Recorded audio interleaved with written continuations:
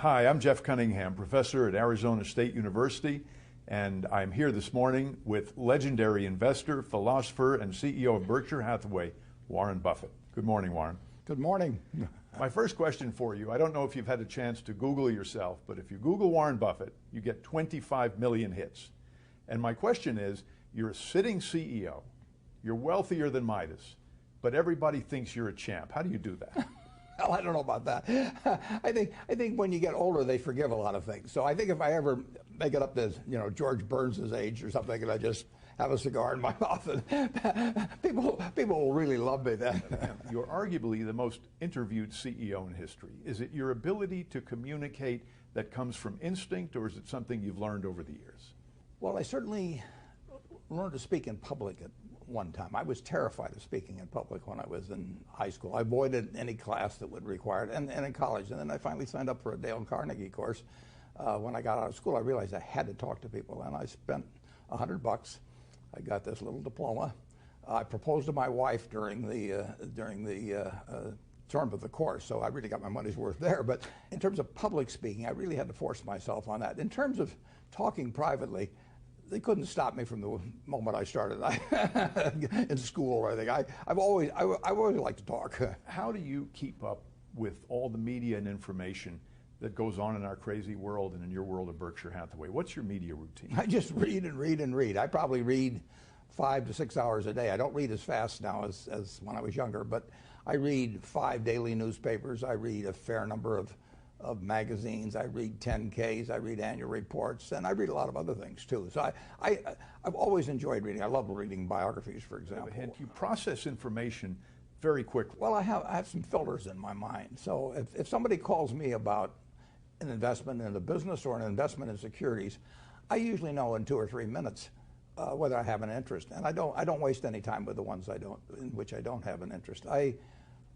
always worry a little bit about even appearing rude, because I can tell very, very, very quickly whether it's going to be something that's will lead to something, or whether it's it's just a half an hour, an hour, or 2 hours of chatter. When I think you wrote in an annual report, it was in 2009, speaking about the country, about the economy, we are certain, for example, that the economy will be in shambles throughout this year.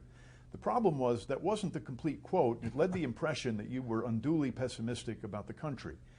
How did you respond to that? Yeah, well, I wasn't at all pessimistic about the country. In fact, I wrote an op-ed piece for the New York Times in October of 2008, just when the world was kind of falling apart. And I said the world is going to fall apart for a while, but don't worry about it.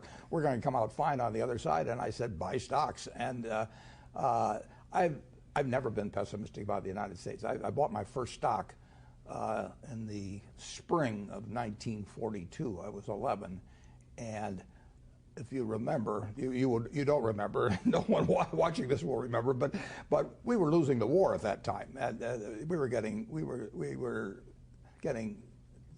totally creamed in the South Pacific, and the Philippines fell, and the Death March at Bataan, and all of that sort of thing. It was not until the Battle of Midway, which was a little later, that things started turning around. But I was optimistic on the country then, and I've been optimistic on the country ever since. And incidentally, the Dow Jones average then was 117,000 now. No one has ever been a success betting against America since 1776, and they're not going to be a success in the future doing it either. I know when the Dow hit 1,000, it was a moment of euphoria. Yet, if I'm not mistaken, you plowed in, and you even raised more funds. Has the Dow ever felt to you like it was way too frothy? There were a couple of times when it looked too frothy to me, but that's in 50 years. And I gave a talk in 1999, and it's gotten reprinted in Fortune subsequently. And there have been a couple of times when it really looked to me like people had gotten too excited. But even then, I knew that the country would, any marker that we'd established, we were going to surpass later on. And that continues true to today. I mean, this country's just getting started. I was reading a Lincoln quote the other day. With public sentiment, nothing can fail. Without it, nothing can succeed. And of course, he was talking about what led to the Emancipation Proclamation. When I think about your world, 330,000 people who are employees of Berkshire Hathaway or its subsidiaries, how do you send a message that they are being scrutinized under the microscope by the media at all times? Well, I send a message to their managers. Those 330,000 people work for maybe 70 or so CEOs, and in turn work for me. So my job is to have those 70 CEOs sending out the right message. So every 2 years, I write them a very simple letter. It's a page and a half.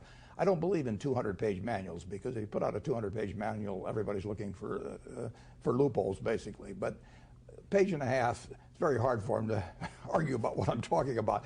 So I tell them, that my reputation, Berkshire's reputation, is in their hands. And not only, and we've got all the money we need. We'd like to make more money, but we got all the money we need. We don't have an ounce of reputation beyond what we need, and we can't afford to lose it. So we never will trade reputation away for money. And they're the ones that are the guardians of that, and that I want them to not only do what's legal, obviously, but I want them to judge every action by how it would appear on the front page of their local paper, written by a smart but semi-unfriendly reporter, who really understood it, to be read by their family, their neighbors, their friends, and it has to pass that test as well. And I tell them I don't want anything around the lines. I tell them there's plenty of money to be made in the center of the court, and I'm 84 and my eyes aren't that good anymore. I can't quite see the lines that well. So just keep it in the center of the court, and if they have any questions, call me.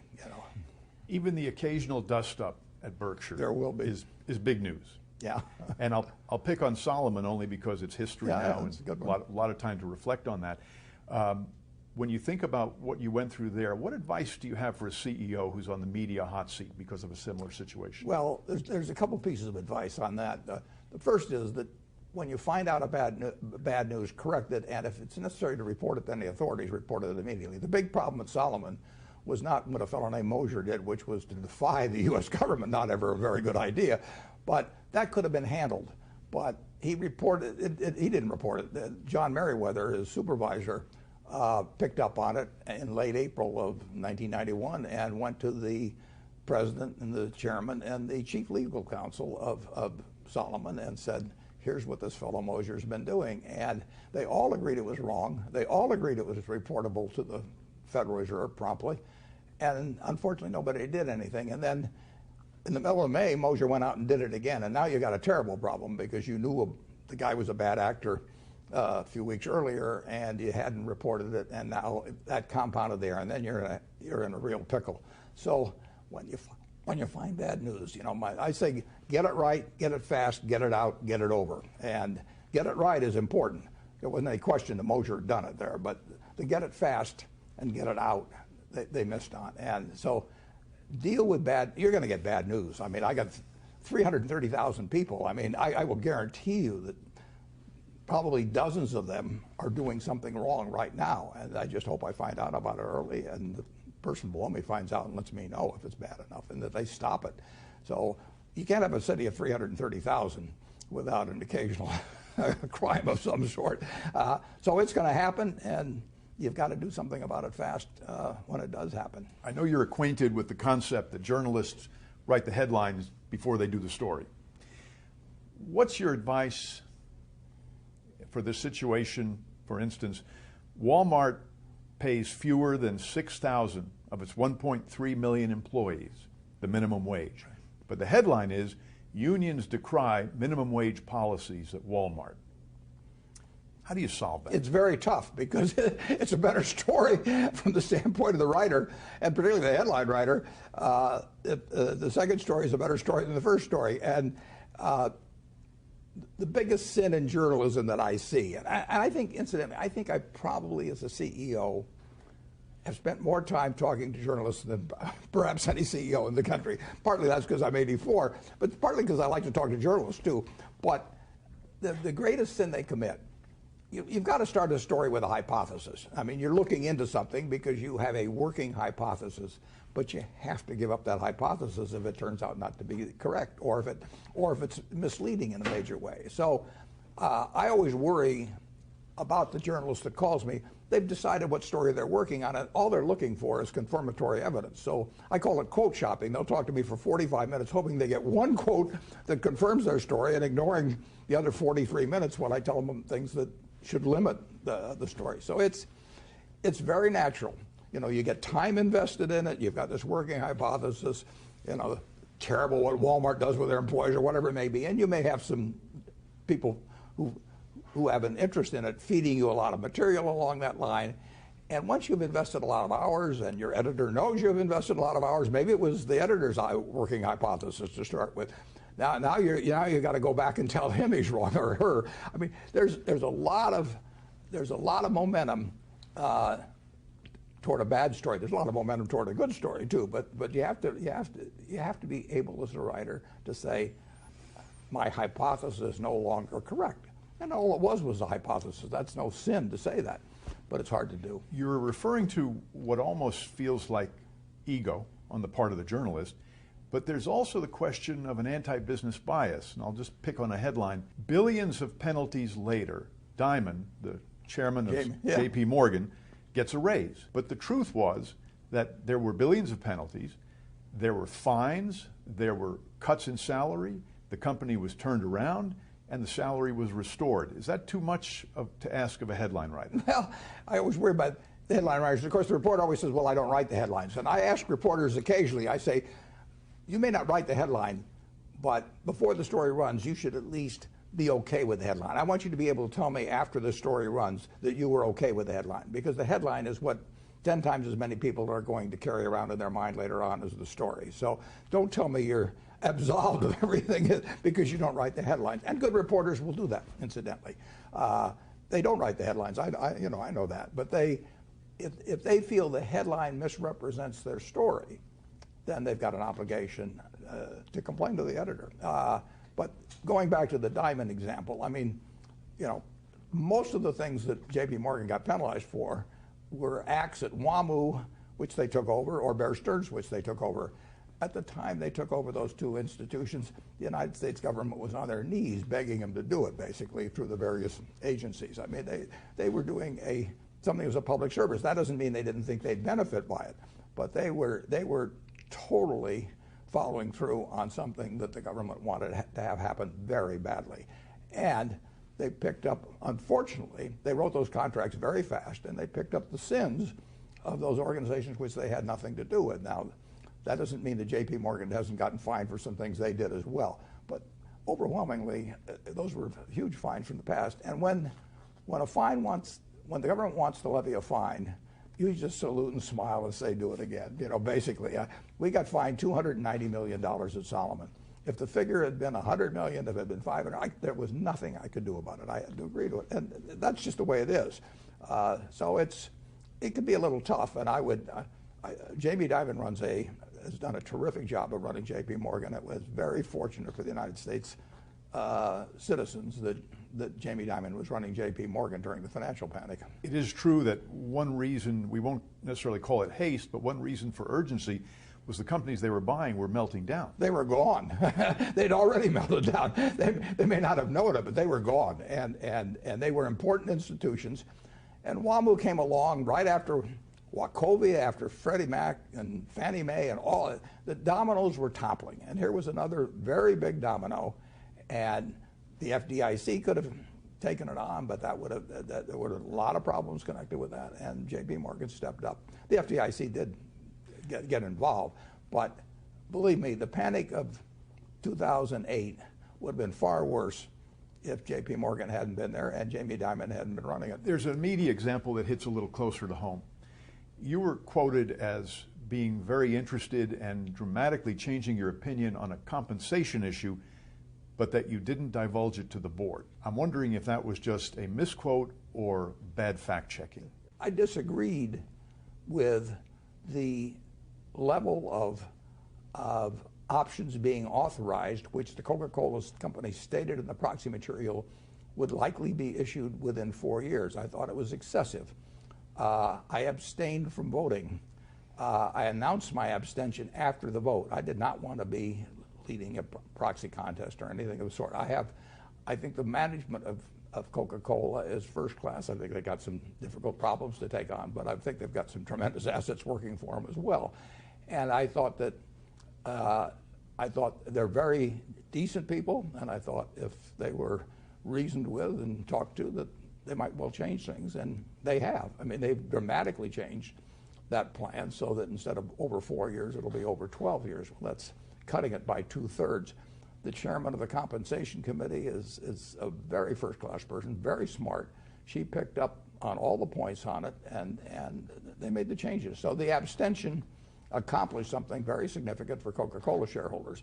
The board of Berkshire wasn't involved with it. I mean, basically, we talked about it afterwards, and they approved of both the abstention and my suggestions to the Coca-Cola board. There was criticism that you only abstained in the media. Yeah. Yours was what I would call the abstention heard round the world. That reflects a lack of understanding of the boardroom on the part of many journalists, does it not? It really does. I mean, look at what we've accomplished by the abstention. You know, we're the largest shareholder of Coca-Cola. We want to be the largest shareholder of Coca-Cola. We want to be helpful to Coca-Cola. They want to do the right thing. There is no basic conflict at all between us and the Coca-Cola company. In fact, there's admiration on my part for the Coca-Cola management.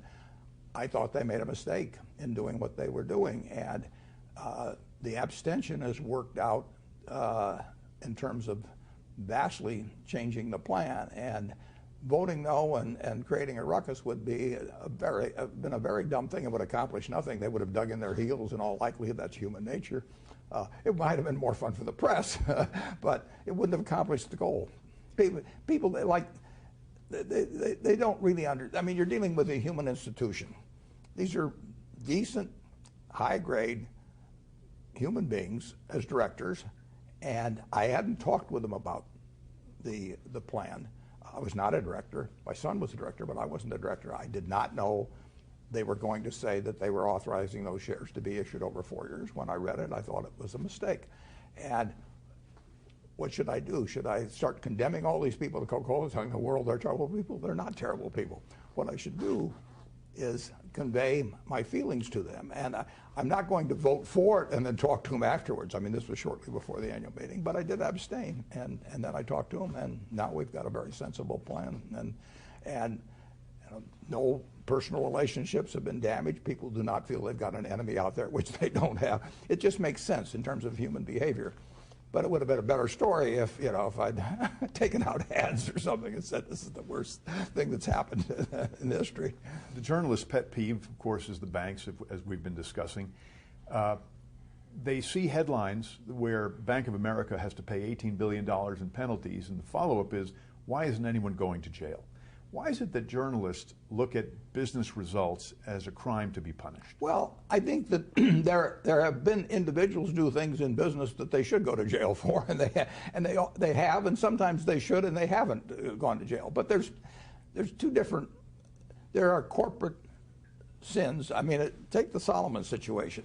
The fellow that committed the original act, I think he went to jail for 4 months. I mean, he is the guy that caused our problems.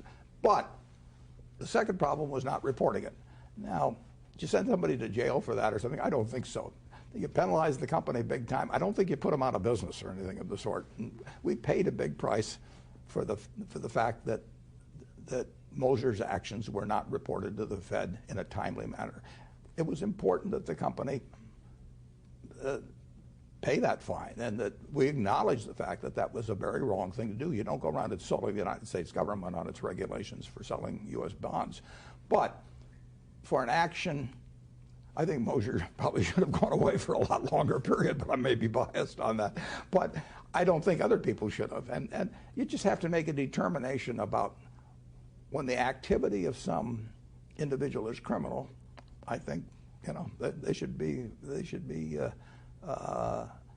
prosecuted. But every time something goes wrong at the corporate level, we've had things go wrong at the corporate level.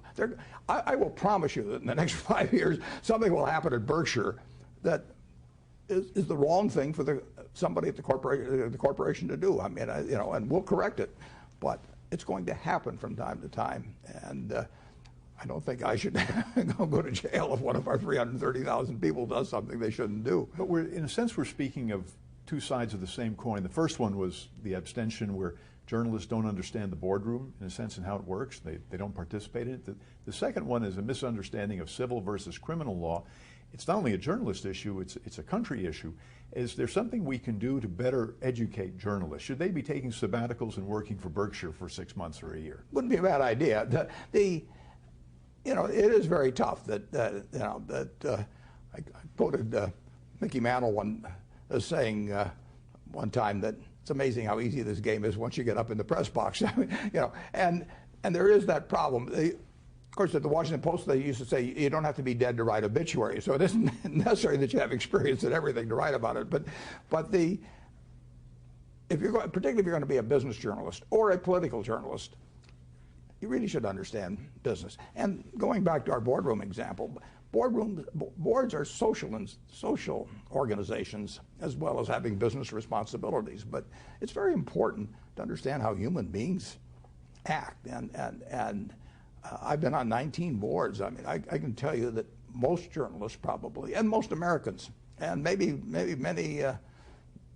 many people that write about business, they really don't understand the dynamics within a boardroom, and it's a little hard for journalists to be planted in boardrooms around the country. But I do think that business journalists, they have to understand accounting. You can't write about business without understanding accounting. And I run into a lot of journalists that really don't understand accounting, and that's too bad. It's just that's the language of business, and that's important to understand.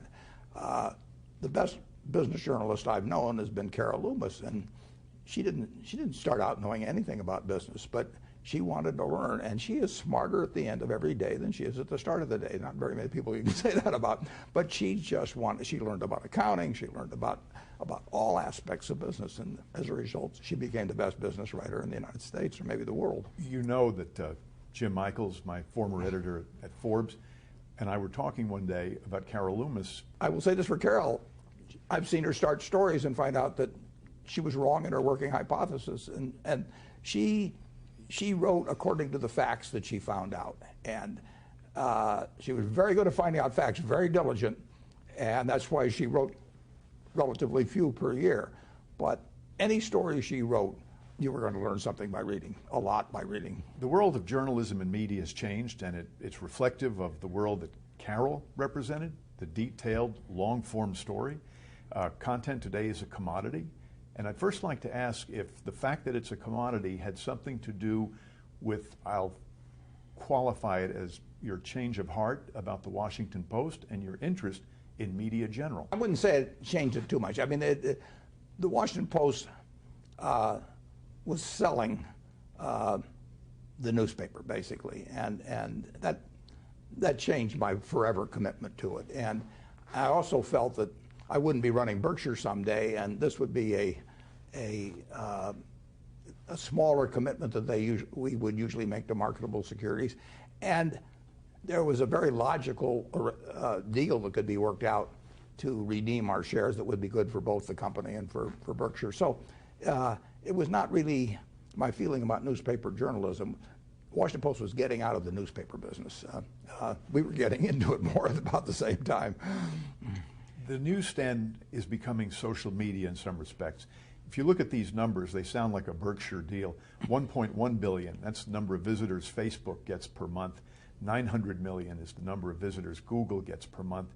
So news is seen now through the filter of what our friends think is interesting. Yeah. Everybody's a reporter. How does that play out for us? Well, it's really changed the world big time, and you can see it, in daily newspaper circulation in the United States. I guess there's maybe 1,400 or so daily papers left. There were 1,700 not so long ago, and their numbers are going to go down, and their circulation's going to go down, and their earnings are going to go down. So it is the print daily newspaper is, it's been in decline for some period. It's going to continue in decline, and people with their computers, with their mobile phones, whatever it is, they get things instantly. I mean, I used to have to wait till the next day to look at the box score of, what the Cardinals did the night before, and find out how Musial had hit and everything. And now I can go to ESPN.com and get it play by play. So the world has really changed, and people are, they have gotten used to and demand instant instant reporting, basically. And that means that they get a lot of stuff before the facts are out, but it means they get the facts very quickly, too. They can get their financial news much faster now than when they waited to the next day to see where their stocks had closed. There's a silver lining you may not be aware of. Social media, the big play right now is Twitter for news organization. Warren Buffett and Berkshire Hathaway alone are 39 characters in a 140-character tweet. But your partner, Charlie Munger, is primarily grunting, and so he only takes up 2 or 3 characters. He's a valuable asset in the social media world. He's essential. The key to our communication strategy. I still love long-form journalism. You can argue that a 10K is really long-form journalism, and that's how I get my information. How does Berkshire deal with social media, or do you ignore it? We pretty much ignore it. If you look at our webpage, for example, I mean, we came up with it 20 years ago. It's the same thing. It actually represents what we are. Now, we communicate with our shareholders more than any other company that I know of. I mean, I've just gotten through writing the 2014 annual report. 20,000 words, and those are my words. They're not some investor relations department or public relations department. They're not part of a sales document. We fell on our face in one respect last year, and I talk about it. I try to write that as exactly as I would write it to my sisters, assuming that they had virtually all of their net worth in Berkshire. They were interested in it, but they didn't follow it day by day, and they want to know what I think and what went wrong and what's going right and how I think the world will develop and a whole bunch of things. So we want to communicate directly with people, and I really feel that if you want to talk to people honestly about a subject in which they care about, certainly they care about their money, they'll listen. I mean, I do not worry about the number of words when I write that report. I worry about telling them the things I'd want to know if our positions were reversed and they were telling me about my investment. In some respects, you anticipated the social media world. You mentioned earlier in our conversation the page-and-a-half memo that you send to your leadership every 2 years. The operative term today is TLDR, too long, didn't read.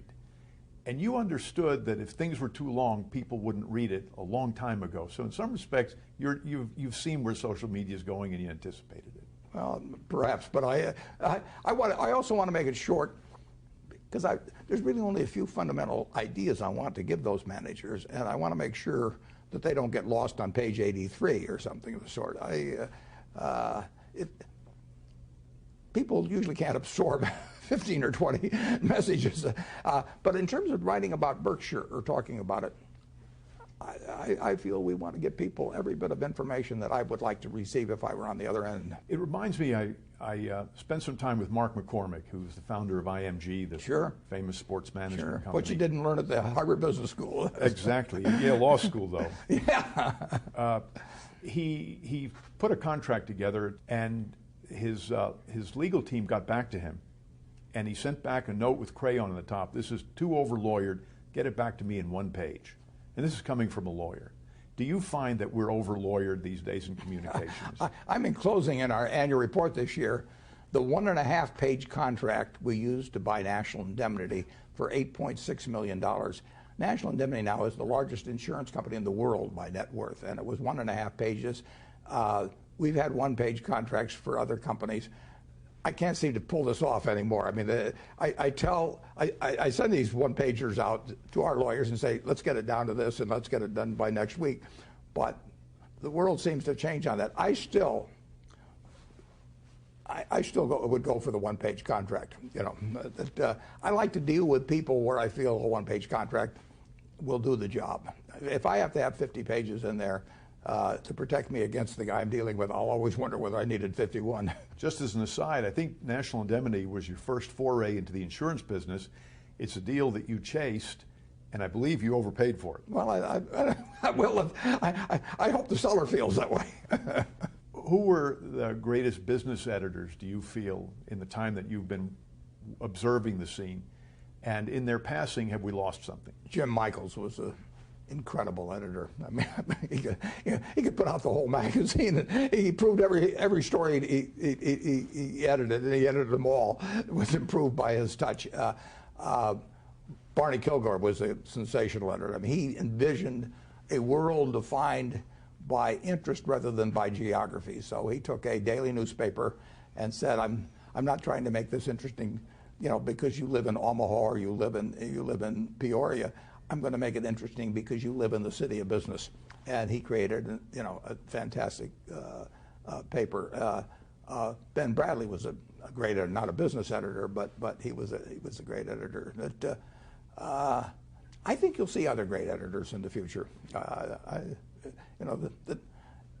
The talent required for being a great editor has not been extinguished now. So maybe the formats have been reduced to which that editor can apply his talents or her talents, but I think you'll see other great ones. Do you think in terms of the media we're going through a transitional era and we'll end up in a rational place, or will we see pictures of movie star selfies and cats on the front page of the New York Times? Well, I don't think we'll see him on the front page of the New York Times, but we'll see him every place else.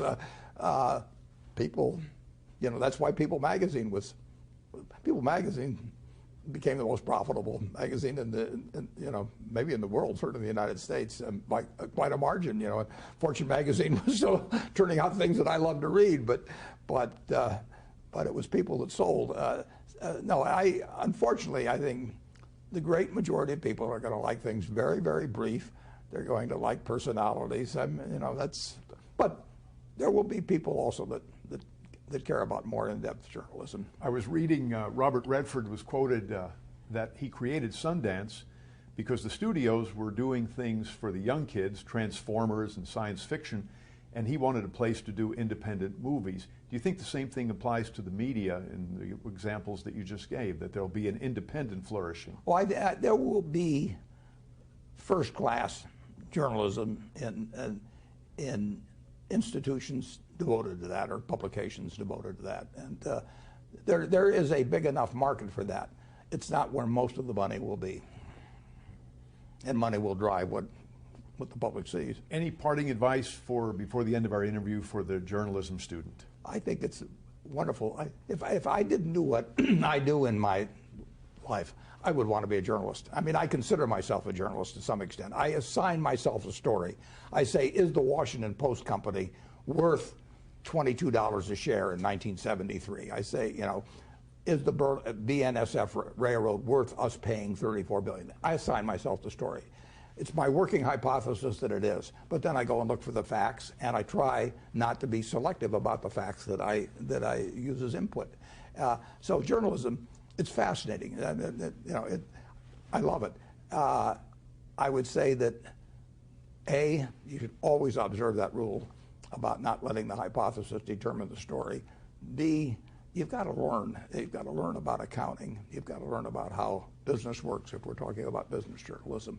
And you can always get smarter. And if you do the right kind of a job, you will attract the right kind of sources. I mean, I am a source for certain journalists, and the reason I am is because I admire their work.